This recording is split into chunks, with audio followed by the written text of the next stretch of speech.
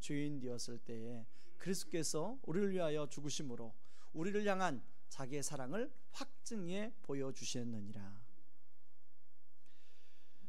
여러분, 저는 로마서 5장 8절을 생각할 때마다 참 얼마나 사람들이 하나님이 사랑한다는 걸 못 믿었으면 하나님이 사랑하는 것을 확증해서 보여주셨을까.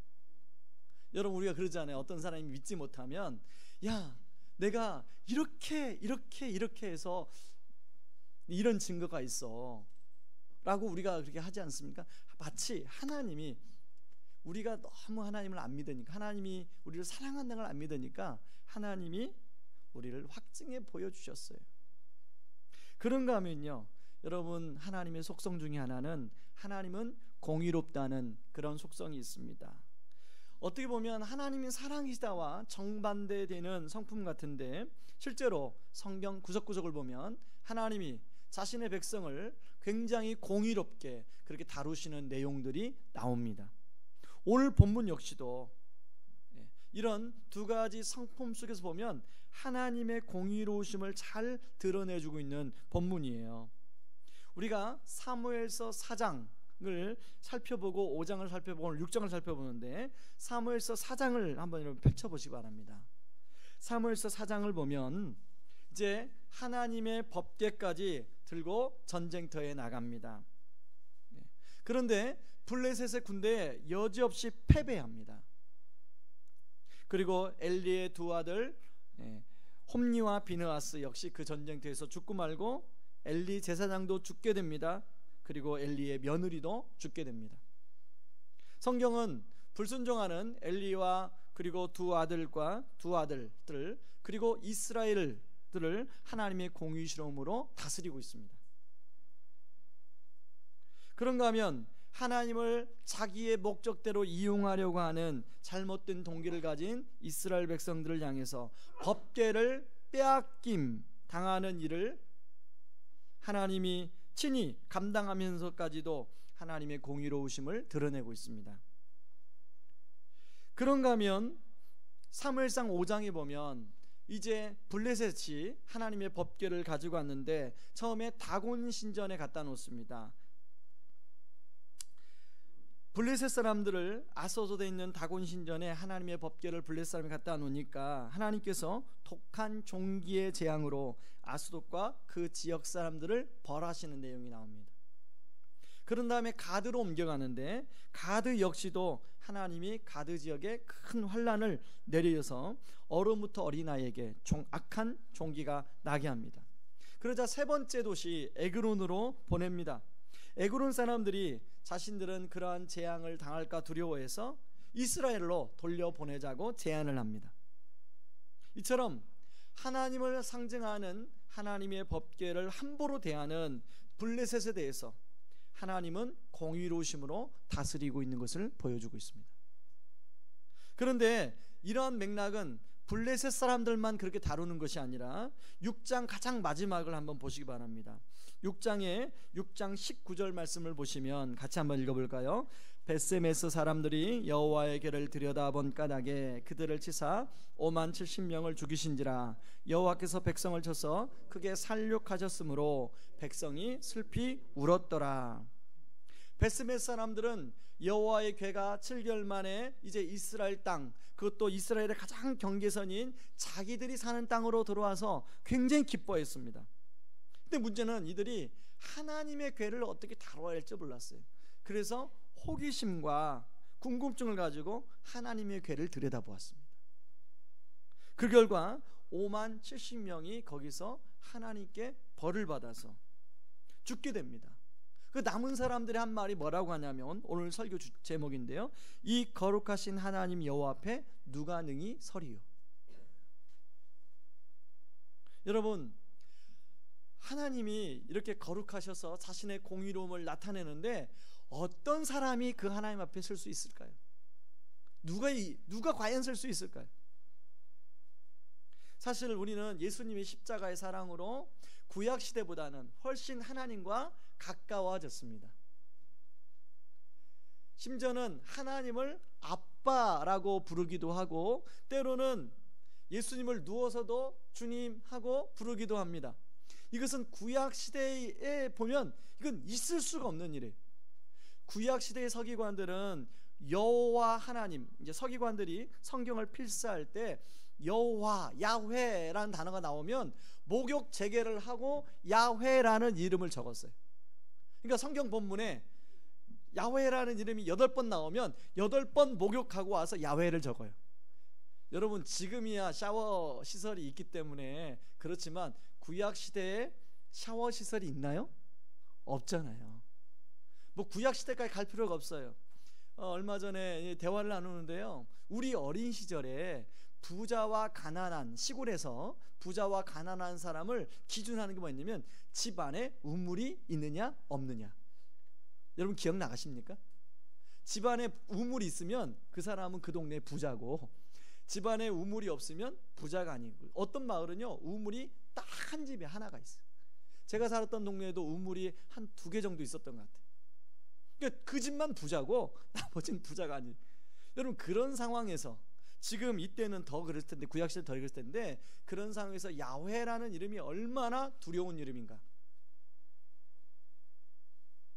그런데 오늘날 예수님 때문에 참 하나님이 가까워졌어요.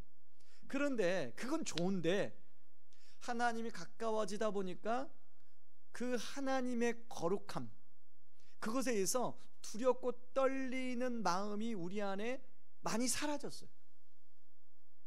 그래서 때로는 하나님이 보실 때 약간은 불경스럽게 보일 수도 있다는 것입니다.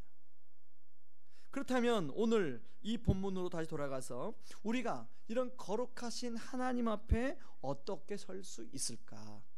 저는 2가지 차원에서 생각해 보려고 하는데, 첫 번째는 우리가 온전한 예배자로 서야 된다. 리차드 토킨슨이라는 사람이 하나님의 신성을 부인하고 하나님이 인간이 만들어진 신이다라고 주장을 해요. 그러나요, 그런 사람도 있지만 여전히 지금도 하나님은 창조주시고 만물을 다스리시는 하나님이세요. 반면에 인간은 하나님의 형상대로 만들어졌어요.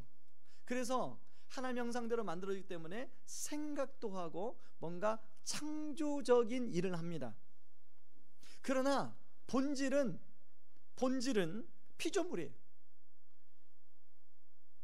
우리는 이 땅에서 삶을 다 마감하고 우리는 흙으로 돌아갈 수밖에 없는 존재예요. 그게 우리 본질이에요.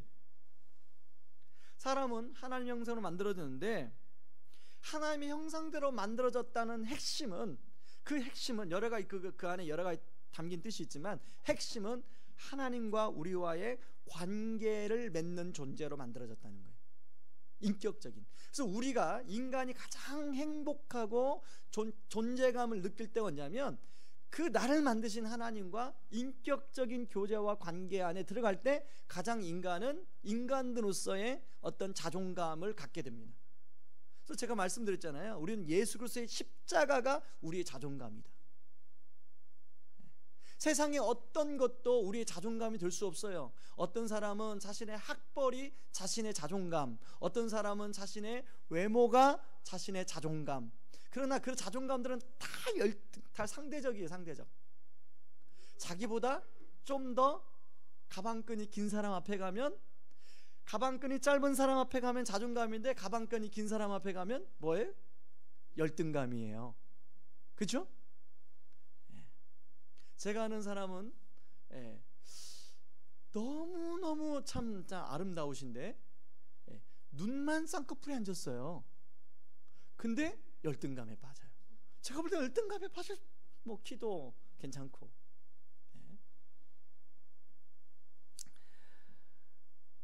다시금 오늘 본문으로 돌아와서요, 여러분, 하나님은 자신이 만든 인간을 인격적으로 대우해 주시고 사랑해 주십니다. 그러려고 만드셨어요. 여러분이 하나님이라면 사람이란 존재를 만들 때 로봇으로 만들었을까요? 아니면 인격적인 존재로 만드셨을까요? 만약에 조정하려고 하면 로봇으로 만들었을 거예요. 요즘에 인공지능 같은 게 뜨잖아요. 인공지능이 없는 로봇. 스위치만 누르면, 클릭만 하면 자기의 명령을 따라 움직이는 로봇으로 만들었어요.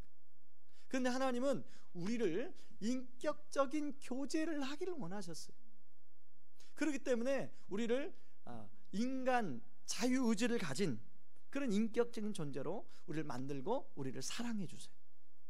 여러분도 그 사랑 받고 있습니까?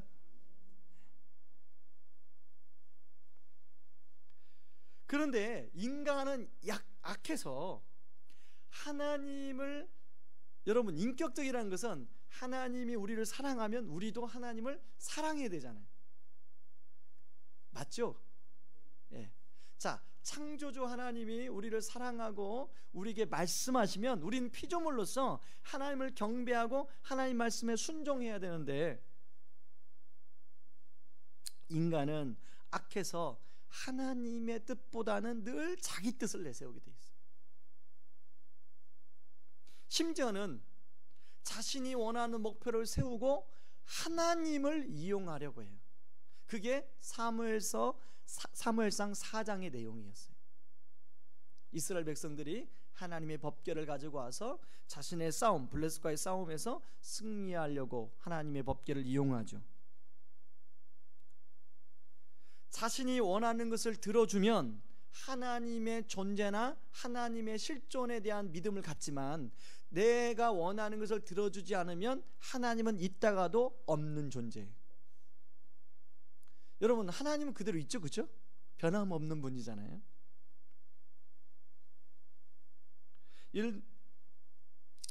그래서 하나님이 만만하신 분이라고 생각하고 하나님을 아무렇게나 대하려고 하는 모습이 우리들의 신앙 안에 나타나고 있더라는 거죠. 여러분, 오늘 본문에 나오는 블레셋 사람들의 경우가 그렇고 이스라엘의 벳세메스 사람들이 경우가 그렇습니다.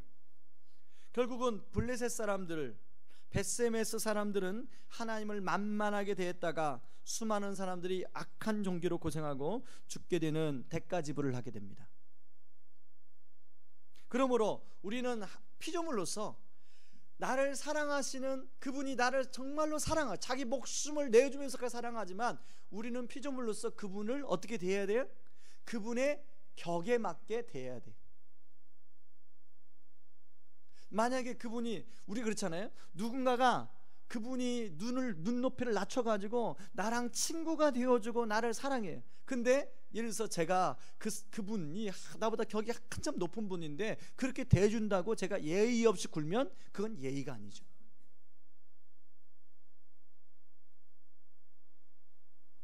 여러분, 오늘 본문에 이스라엘, 이 벳세메스 사람들이나 블레셋 사람들은 지금 하나님을 격에 맞춰서 대해드려야 되는데 하나님이 낮춰주셨다고 자기들 입장에서 하나님을 대하고 있습니다. 오늘 본문에 보면 이제 그랬던 블레셋 사람들이 복술자들의 말을 듣고 하나님의 궤를 그냥 보내지 않아요. 이스라엘로 돌려보냈는데 그냥 보내지 아니하고 속건제로서 블레셋 방백의 수요대로 금 독종 5과 금쥐 5마리 형상을 만들어서 상자에 넣어서 함께 보냅니다. 사실 이 방식은 하나님이 정해놓으신 속건제의 방식은 아니었어요. 그러나 하나님의 방법을 모르는 블레셋 사람들의 입장에서는 나름대로 하나님을 격에 맞게 표현하는 하나의 방식이었어요. 여러분, 이것을 하나님께서 받으셨다는 본문은 오늘 나오지 않지만 분명한 것은 더 이상 블레셋 사람들을 향해서 하나님이 징계를 내리지 않으십니다. 그런가 하면 벳세메스 사람들은 하나님의 궤가 들어오는 것을 보자마자 그 궤를 메고 온 소를 잡아서 레인을 중심으로 번제와 다른 제사를 하나님께 올려드립니다. 이처럼 우리는 하나님의 피조물로서, 자녀로서 하나님께 온전한 예배, 그분의 격에 맞는 온전한 예배를 우리가 드려야 됩니다. 이런 측면에서 우리는 과연 온전한 예배를 드리고 있는가 한번 돌아볼 필요가 있습니다. 내가 드리고 있는 예배가 진짜 하나님의 그분이 합당하게 받으시는 그런 예배인가? 마음과 뜻과 정성을 다해서 하나님께 예배를 드리고 있는가? 여러분 예배 자리에 나올 때 여러분 어떤 마음의 동기로 예배 자리에 나오십니까? 하나님께 그래 내가 오늘 또 3일 밤이구나, 내가 오늘 또 주일을 맞았구나, 내가 오늘 또 뭔가 하나님께 드려야겠다, 그런 마음으로 가십니까? 아니면 내가 오늘 가서 어떻게 하면 하나님께 은혜를 받을까, 이런 마음으로 가십니까? 사실 이 두 가지 다 틀린 게 아닙니다. 두 가지 동기 다 맞는 동기예요. 근데 뭐가 우선이에요?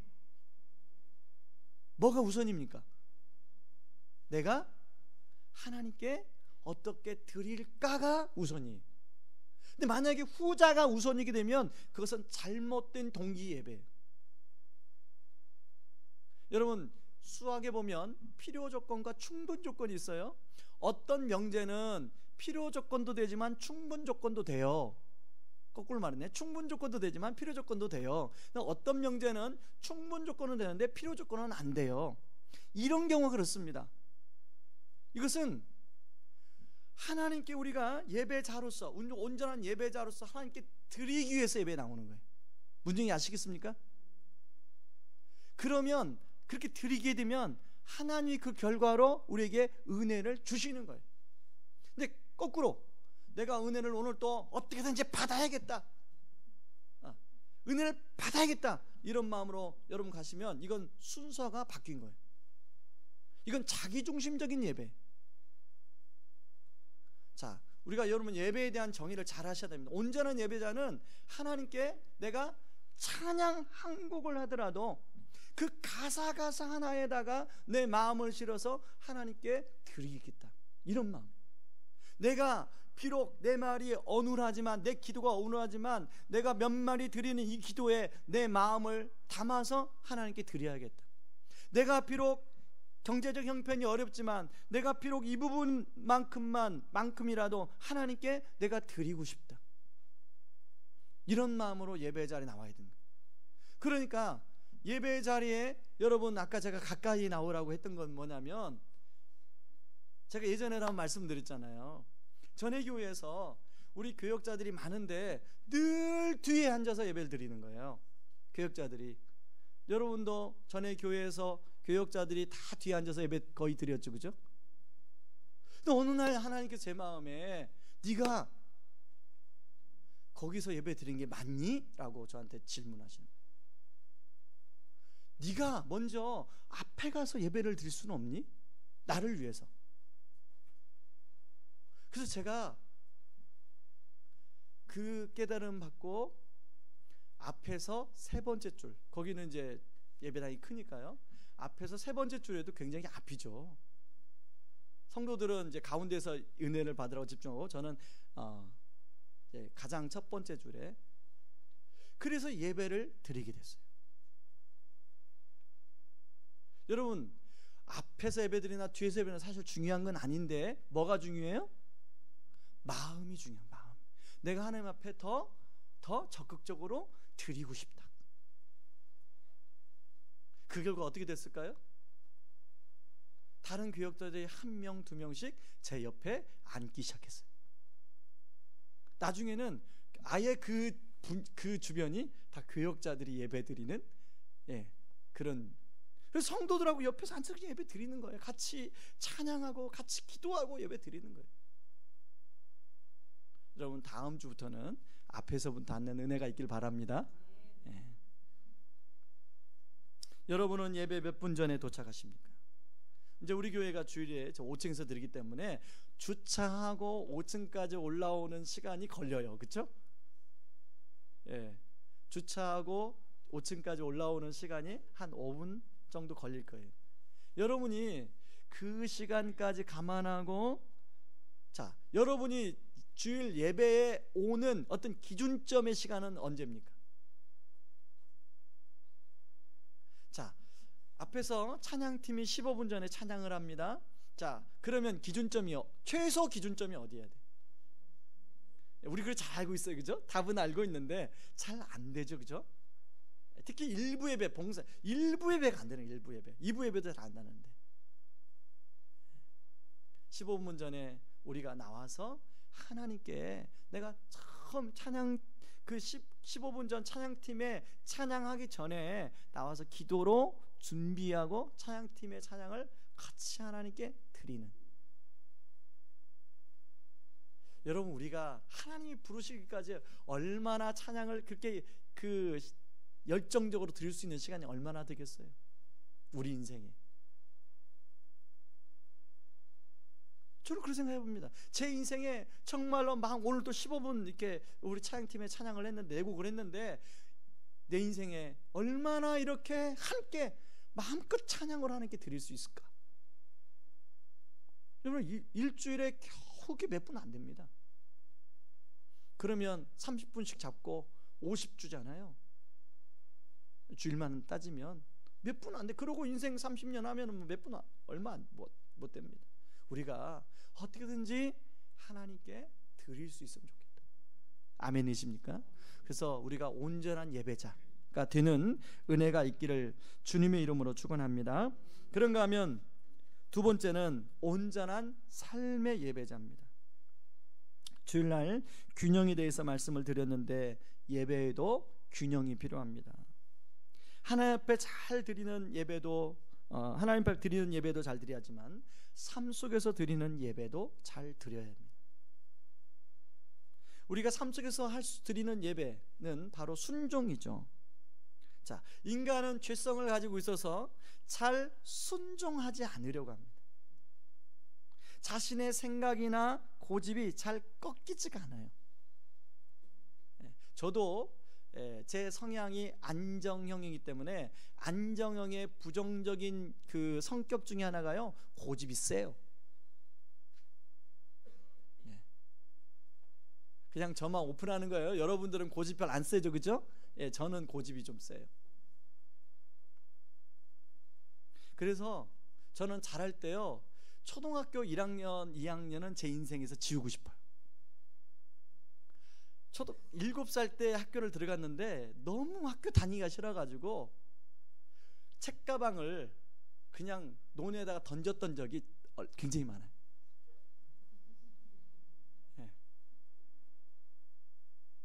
그 정도로 고집이 세요.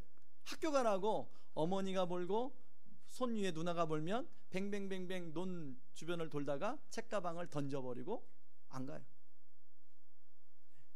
참 저희 손 위에 누나가 고생을, 지금도 가끔씩 만나면, 야, 그런 네가 목사가 돼가지고.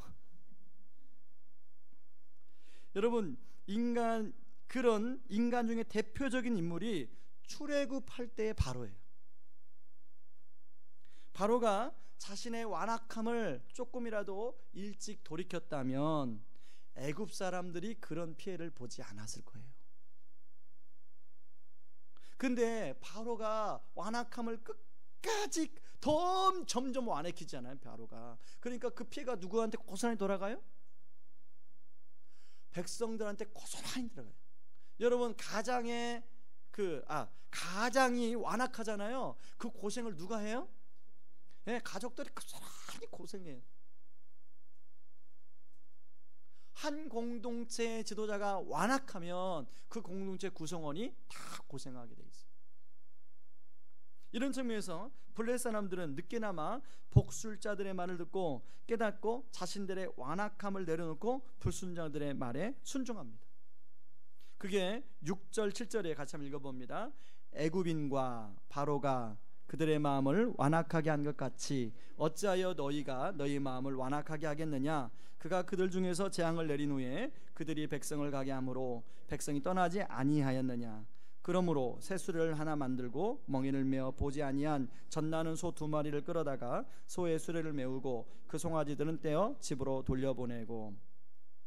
사무엘하 6장은 하나님께서 선지자를 통해서 말씀하지 않으세요. 하나님은 사무엘하 6장에 보면 그 믿지 않는 복술자들 통해서 하나님이 말씀하세요. 그런가 하면 뒤에 보면 암소를 통해서 하나님이 말씀하세요. 여러분, 오늘 블레셋 사람들이 이 말을 듣고 순종하기는 해요. 그런데 온전한 순종이 아니에요. 왜냐하면 그동안에 자기들의 벌을 주셨던 분이 분명히 이것은 우연이 아니란 걸 알잖아요. 그분이 하나님의 법궤와 관련되어서 자기들이 지금 벌 받는 걸 알고 있잖아요. 그러면 자기들이 벌을 주시는 분이 하나님이란 걸 알고 있어요.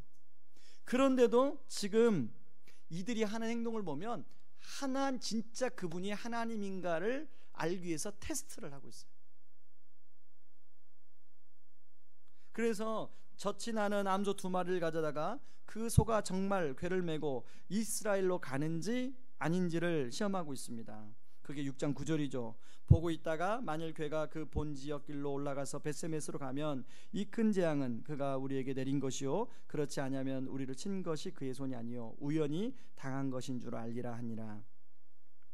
여러분, 우리도 블레셋 사람들처럼 말씀에 나타난 하나님을 믿고 순종하기보다는 의심하는 경향이 많이 있지 않습니까? 어떤 분은 성경에 쓰여 있는 걸 어떻게 믿어? 내 눈으로 봐야 믿지. 이런 분들이 계세요.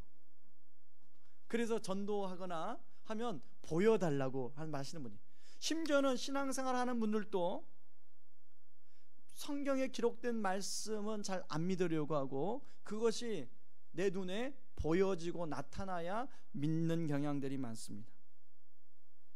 그러나 예수님은 말씀대로 믿고 그대로 순종하는 사람을 좋아해요. 그래서 예수님이 백부장의 믿음을 칭찬했잖아요.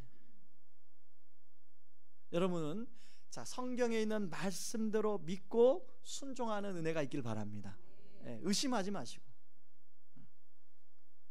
그런데 저나 여러분이나 말씀대로 믿고 순종하는 게 잘 돼야 안 돼요. 자꾸 의심해서 뭔가 눈으로 확인하려고 그러죠. 그게 죄성이에요. 그래서 그렇기 때문에 그 죄성이라는 걸 알고 그걸 어때요? 자꾸 내려놔야 돼. 그래서 하나님 말씀대로 믿고 정말 말씀이 그렇다면 그런 줄 알고 우리가 순종하며 나가야 되는 거죠. 자, 그렇지 못하는 이스라엘 백성들을 향해서, 그리고 우리들을 향해서 오늘 하나님이 무엇을 통해서 말하냐면 아까 말한 것처럼 암소라는 미물을 통해서 어떻게 하는 것이 진짜 순종하는 것인지를 보여주고 있어요. 젖나는 암소는 본능상 누구한테 갑니까? 새끼한테 가게 돼 있어요. 그러나 하나님은 이 암소를 벳세메스로 이끌고 있습니다. 암소가 어떻게 행동하고 있어요? 6장 12절에 보시면 같이 한번 봅니다. 암소가 벳세메스 길로 바로 향하여 대로로 가며 갈 때에 울고 좌우로 치우치지 아니하였고 블레셋 방백들은 벳세메스 경계선까지 따라가니라. 암소가 울었다는 것은 새끼를 생각하면서 억지로 끌려가는 길이죠. 그래서 울었겠죠. 그런데 이 암소는 어떤 길로도 치우치지 않냐고 벳세메스를 향하여 곧바로 나아갑니다. 이 미물인 암소도 하나님의 이끌림 받아서 하나님 원하시는 방향으로 가고 있는데, 우리는 암소보다는 우리가 훨씬 더 고동동물이잖아요. 혹시 여기 암소보다 약간 좀 거시기한 IQ를 가지신 분 계십니까? 암소보다 여러분이 훨씬 더 월등하시잖아요. 한번 옆 사람하고 이렇게 참 아름다우십니다, 아니면 남자분들은 참 멋지십니다, 이렇게 한번 인사 한번 해보세요.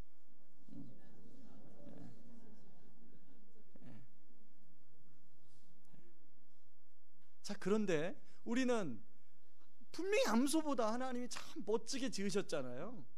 그런데 하나님이 이 미물인 암소를 통해서 우리에게 교훈하고 있습니다. 순종이 무엇인지를 보여주고 있죠. 자, 그러나 이에 비하여 벳세메스 사람들은 축복의 기회를 실수로 날려버리고 있습니다. 이스라엘 사람들은 블레셋과의 전쟁에서 하나님의 궤를 빼앗긴 것을 너무 안타깝게 생각했어요. 그리고 하나님이 자신들을 떠났다고 생각했어요. 그렇게 생각했던 하나님의 법궤가 다시 7개월 만에 돌아오는 거예요. 그것도 어느 지역으로 돌아와요? 자기들이 살고 있는 벳세메스 땅으로 돌아오는 거예요. 여러분, 그게 얼마나 이스라엘 백성들에게 감격적인 일이고 기쁜 일이고 의미 있는 일입니까? 다른 지역도 아닌 자기들이 사는 지역으로 이 하나님의 법궤가 들어오니까. 그래서 13절에 벳세메스 사람들이 골짜기에서 밀을 베다가 눈을 들어 궤를 보고 그 본 것을 기뻐하더니. 그런데 이 벳세메스 사람들이 하나님의 궤를 들여다보므로 하나님의 진노하심으로 5만 70명이 죽음을 당하게 돼요. 다시 말해서 기쁨이 뭘로 변했어요? 통곡으로 바뀌고 있어요. 너무 안타까운 상황이죠. 이런 측면에서 여러분, 저와 여러분들은 온전한 순종을 잘하고 있습니까? 아니면 블레셋 사람들이나 벳세메스 사람들처럼 어떤 부분은 순종하지만 어떤 것은 순종에 이르지 못하는 부분이 있으십니까? 그런 면에서 벳세메스로 가는 이 암소는 마치 이사야에 나오는 어린 양, 우리 예수님을 상징하는 어린 양을 상징하는 것과 유사합니다. 예수님은 우리의 어린 양이, 하나님이 어린 양처럼 하나님의 뜻을 따라 십자가에 순종하셨어요. 여러분 안에 성령님께서 마음에 부담을 주시는 내용이 있으십니까? 이제 우리가 10월 마지막 주 새생명 축제를 합니다. 그리고 다음 주에 이제 태신자를 다락방에 초청하는 열린 다락방을 해요. 그 부분에 있어서 뭐 여러 가지가 많겠지만 그 부분에 있어서 여러분은 하나님이 지금 어떤 마음의 부담을 주고 있습니까? 여러분, 그런 마음의 부담에 여러분들은 어떻게 반응합니까? 요한복음 14장 21절은 나의 계명을 지키는 자라야 나를 사랑하는 자니 나를 사랑한 자는 내 아버지께 사랑을 받을 것이요 나도 그를 사랑하여 그에게 나를 나타내겠다고 말씀하고 있습니다. 다시 말해서 나의 계명을 지키는 자를 하나님이 사랑하시고 그 사랑은 하나님이 직접 우리에게 나타내 보여주시겠다고. 저는 우리 성도님들이 하나님이 직접 여러분 삶 가운데 나타내 보여주시는 그런 은혜가 충만하기를 바랍니다. 특별히 이번 새생명 축제에 여러분이 할 수 있는, 정말 하나님 앞에서 영적인 부담을 가지고 여러분에게 마음에 부담 주는 영혼에게 다가가서 그 영혼에게 예수 그리스도의 이름으로 섬기고 만나고 그분들을 초대하고, 그래서 그 마음의 부담에 하나님이 어떻게 일하시고 어떻게 반응하시고 어떻게 역사하시는지를 여러분들이 경험하는 은혜가 있기를 주님의 이름으로 축원합니다. 우리 같이 찬양하고 좀 기도하기를 원합니다.